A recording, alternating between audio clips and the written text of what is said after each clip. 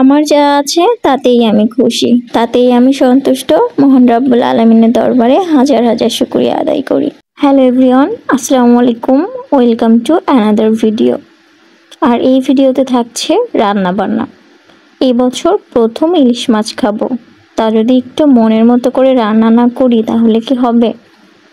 তবে হ্যাঁ, মাছের সাইজটা একটু ছোট ছিল, তাতে কোনো সমস্যা নেই, কারণ যার যতটুকু সামর্থ্য সে ঠিক ততটুকুই তার পিছনে ব্যয় করা উচিত।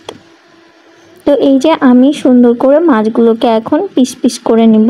আর আমি তেমন মাছ কাটতে পারি না, তবে হ্যাঁ, এই ইলিশ মাছটা আমার কাটতে কেন জানি খুবই ভালো লাগে, তাই ঝটপট করে মাছগুলো কেটে নিচ্ছি।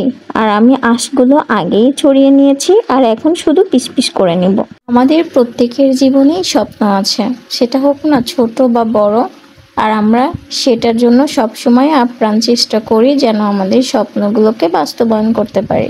আপনাদের সাথে কথা বলতে বলতে আমি তো মাছ কেটে পরিষ্কার করে নিয়েছি, আর এখন লবণ আর অল্প একটু হলুদ দিয়ে এই যে আমার সুন্দর হাতটা দিয়ে এখন আলতো করে মেখে নিব।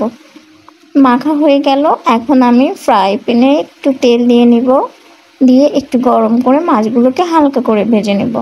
ইলিশ মাছ ভাজি হোক বা রান্না হোক, আমার তো সবই পছন্দ। বাট আমি একটা শর্ট ভিডিওতে বলেছিলাম যে অ্যালার্জি প্রবলেমের জন্য সবসময় ইচ্ছা মতো খেতে পারি না। তো এই যে এখন হালকা করে ভেজে নিব। আর এই মাছটা দিয়ে কি রান্না হতে যাচ্ছে বলেন তো? এটা কি ভাজি খাবো নাকি অন্য কিছু হবে? এটা তো আমি ফার্স্টেই দেখিয়ে দিয়েছি, এটা হচ্ছে আমি আজকে সরষে ইলিশ করব। তার জন্য মাছগুলোকে হালকা করে ভেজে নেব। আর এখানে আমি 1 কাপের মতো পেঁয়াজ কুচি করে নিয়েছি।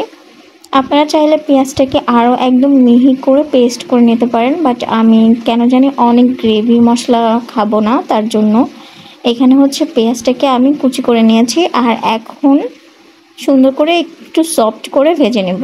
অনেকেই আবার বলতে পারেন এত বেশি কিপটমি করতেছেন কেন, তাই আবারও একটু তেল দিয়ে দিলাম। আর এখানে সরিষার তেল দিলে বেটার হতো, মানে খেতে অনেক বেশি মজার হতো।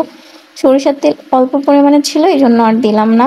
আর তারপর দিয়ে দিলাম হালকা করে জিরা বাটা আর আদা রসুন বাটা, আর হচ্ছে সরিষা কাঁচামরিচ বাটা। আমি এখানে অল্প পরিমাণে হচ্ছে শুকনো মরিচ বাটা দিয়ে দিলাম। দিয়ে এখন আমি সুন্দর করে একটা মশলা তৈরি করে নেব।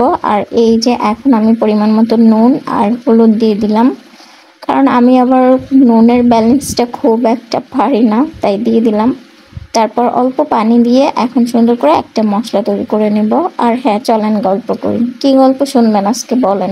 আপনারা কি লাভ স্টোরি শুনবেন না অন্য কোনো স্টোরি শুনবেন? তো যাক, একটু অপেক্ষা করেন, আমি মাছগুলোকে একদম সুন্দর করে সাজিয়ে দিয়ে নিই, তারপর আপনাদের সাথে গল্প করব। তো এখানে আমি সবগুলো মাছকে এই যে সুন্দর করে সাজিয়ে দিয়ে দিলাম। আর এখন একটু উল্টে পাল্টে দিব। আর যেহেতু ইলিশ মাছ ভেঙে যায়, আমি এমনিতেই অন্য মাছ ভেঙে ফেলি ভাজি করতে যাই, আর ইলিশ মাছ তো ভাঙতেই পারে, অসম্ভব কিছু না। তো এই জন্য একটু সাবধানে কেয়ারফুলি দিয়ে দিলাম। তারপর অল্প পরিমাণে আবারও পানি দিয়ে দিলাম। দিয়ে এখন কি করব, এখন ঢাকনা দিয়ে ঢেকে দিব কিছু সময়, দিয়ে সুন্দর করে রান্না করে নিব।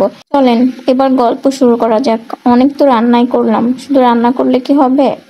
গল্প করতে হবে, রান্না শেষ করে খেতে হবে, আর কত কাজ। তো এই যে এখন ঢাকনা দিয়ে ঢেকে রাখলাম, আর আপনাদের সাথে গল্প করব। আর আমি এই যে ঢাকনাটা দিয়ে যখন ঢাকতে যাই না, একটু ঢং করতে যাই, প্রায় হাতে ছ্যাঁকা খাই, এটা আমার অভ্যাস হয়ে গেছে। তো দেখেন এই যে কি সুন্দর একটা কালার আসছে না? অনেক সুন্দর একটা কালার আসছে, আর এত বেশি স্মেল আসছে, অনেক অনেক, মানে কি বলবো, যে মনটা ভরে যাচ্ছে। আর যদি পরিবের ইলিশ মাছ, এমনি দেখেই অনেক বেশি শান্তি লাগতেছে, খাওয়া তো দূরে থাক। তো আমি তো দেখতেছি আর একটু ভিডিও করতেছি, কারণ ভিডিও না করলে তো আর আপনাদের সাথে শেয়ার করতে পারবো না। এইবার দিয়ে দিলাম হচ্ছে কাঁচামরিচ। আর হ্যাঁ, গল্পটা কিন্তু নেক্সট ভিডিওতে অবশ্যই বলবো।